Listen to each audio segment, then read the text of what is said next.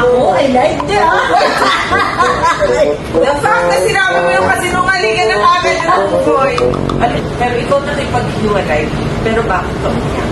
Yun. Mahal na mahal ko kasi yung tao. Sa sobrang pagmamahal ko, alam ko mas magiging maganda yung buhay ko. Oh my God! Ano yung pinag-usapan natin? It's not you, it's me. Pero totoo yun eh. Parang talagang mga tao ang hindi ng loko, kagaya ko. Hindi na nakikipag-iwalay God, ang dahil aga-aga pala. Mainit na naman. hindi nakikipag-iwalay dahil ng ibang tao. Ay, order in the court! Order in the court! Need someone willing to give their heart and soul to you. Promise you forever. Baby, that's something I can do. O yun? Bakit mo iiwanan yung isang taong mahal na mahal mo?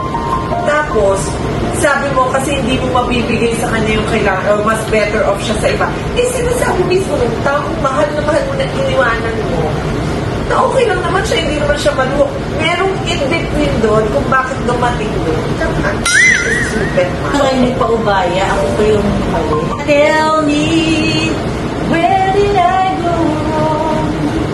What did I do to make you change?